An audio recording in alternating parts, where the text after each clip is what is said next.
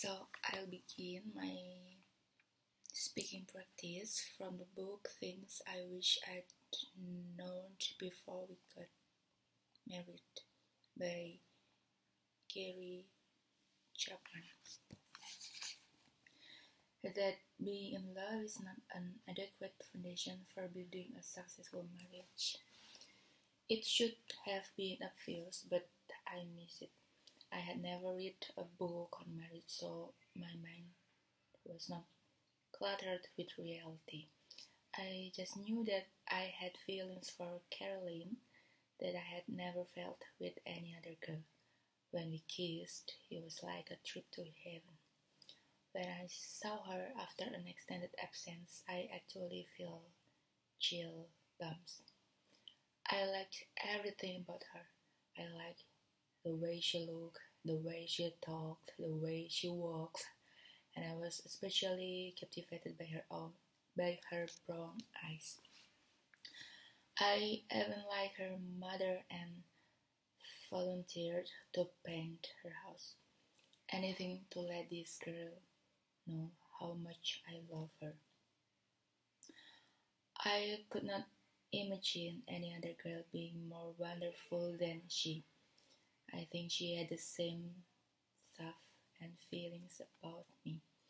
With all of these thoughts and feelings, we fully intend to make each other happy the rest of our lives. Yet, within 6 months after marriage, we were both more miserable than we had ever imagined. The euphoric feelings were gone, and instead we feel hurt,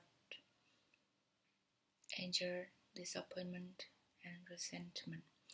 This we never anticipated when we were in love.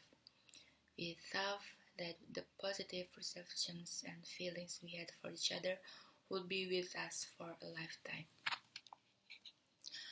Over the past 30 years, I have done premarital counseling sessions with hundreds of couples. I have found that most of them have the same limited perspective about being in love. I have often asked couples in our first session this question: why do you want to get married? Whatever else they say, they always give me the big reason, and the big reason is almost always the same: because we love each other. Then I ask a very unfair question: what do you mean by that? Typically, they are stunned by the question. Most say something about a deep feeling that they have for each other. It has persisted for some time, and it is in some way different from what they have felt for other dating partners. Often they look at each other, they look at the ceiling, they giggle, and then one of them says, well,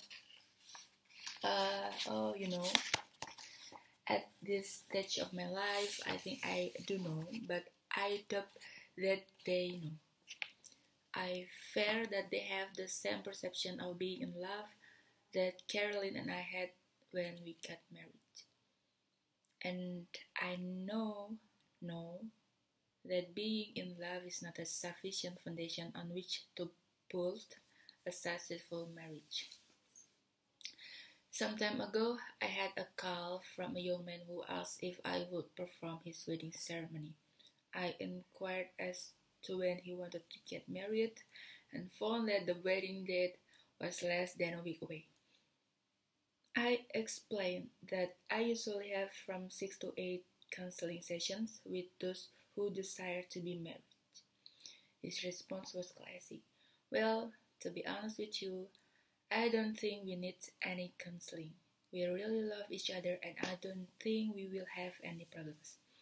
I smiled and then wept inwardly, another victim of the in-love illusion. We often speak of falling in love. When I hear this phrase, I am reminded of the jungle animal hunt.